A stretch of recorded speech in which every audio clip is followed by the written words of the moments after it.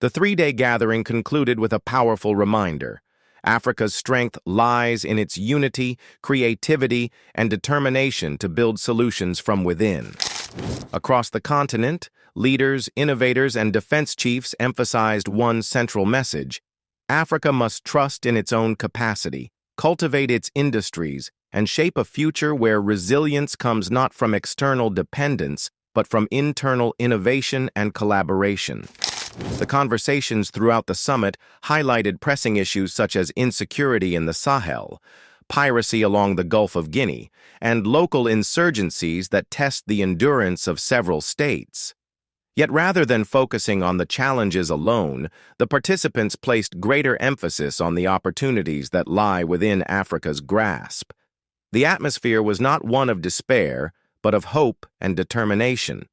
For the first time in many years, the tone was firmly centered on what Africa can do for itself, by itself, and with itself. The exhibition that accompanied the summit brought this vision to life. It was a showcase of African ingenuity, talent, and progress. Walking through the halls, visitors saw armored carriers, drones, communication devices, ballistic protection gear, and rifles, all designed and produced by African hands.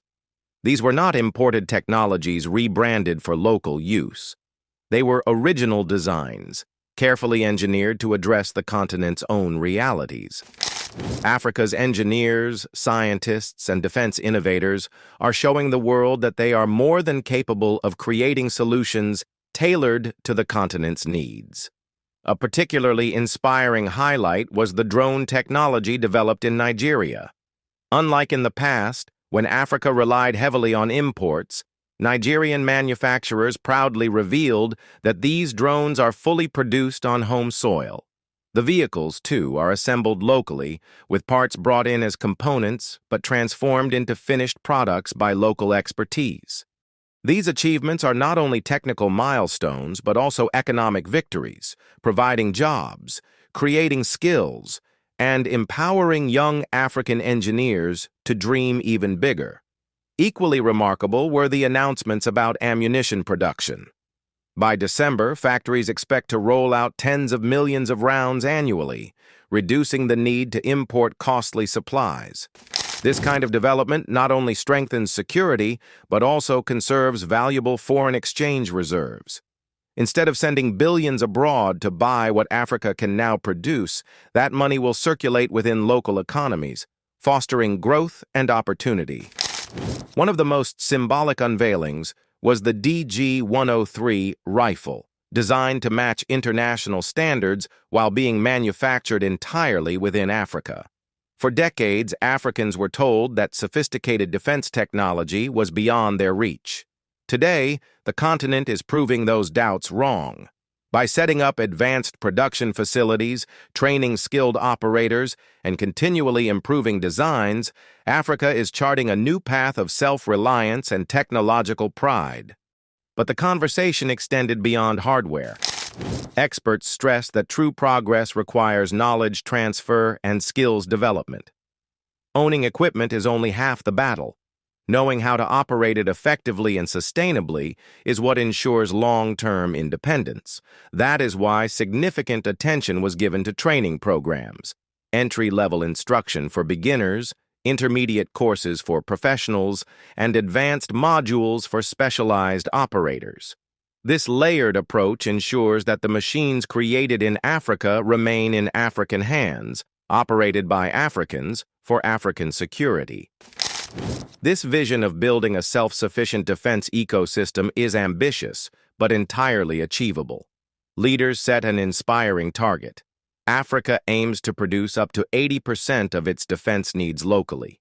Imagine the transformation this will bring, not just in terms of security, but in employment, research, and economic stability. Each factory that opens its doors creates hundreds, sometimes thousands, of jobs. Each innovation center nurtures new generations of scientists and technicians. Each piece of equipment produced saves millions in foreign spending and builds confidence in Africa's ability to stand on its own. This drive towards self-sufficiency is not only about security, It represents a broader philosophy of African Renaissance. The same principles that guide the defense sector, innovation, local production, job creation, and knowledge transfer, are being applied across multiple industries. From agriculture and renewable energy to telecommunications and space exploration, Africa is stepping boldly into a future where its destiny is in its own hands. Consider how these efforts resonate with Africa's youth, who make up the largest percentage of the population. For them, this transformation is more than strategy. It is opportunity.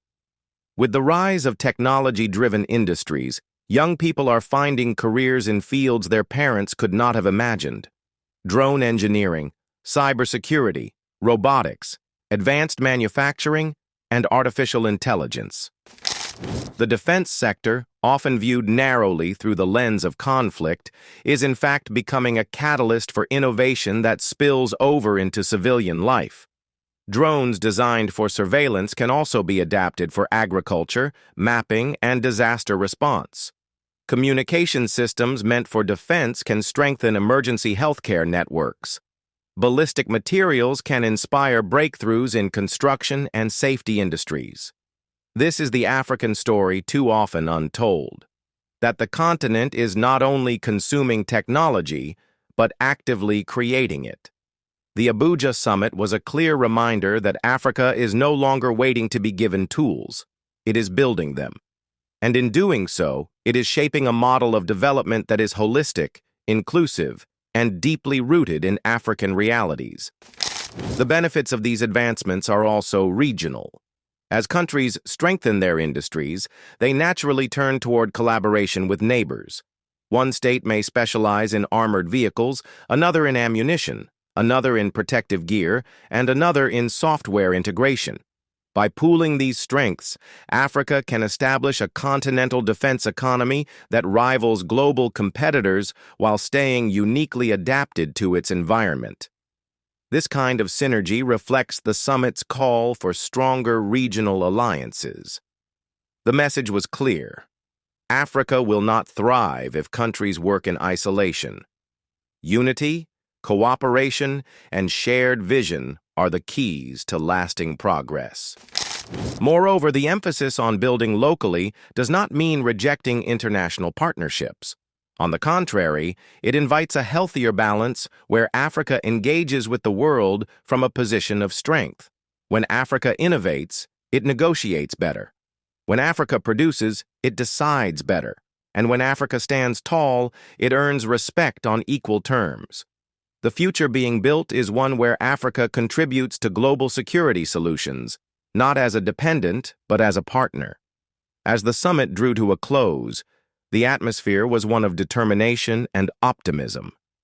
Delegates left Abuja with more than just speeches. They carried home a renewed belief that Africa's challenges can be overcome through unity, innovation, and trust in local talent. The takeaway was clear and powerful.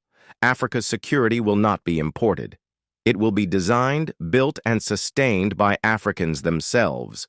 For many, this is not simply a strategy for defense, but a philosophy for development across the continent.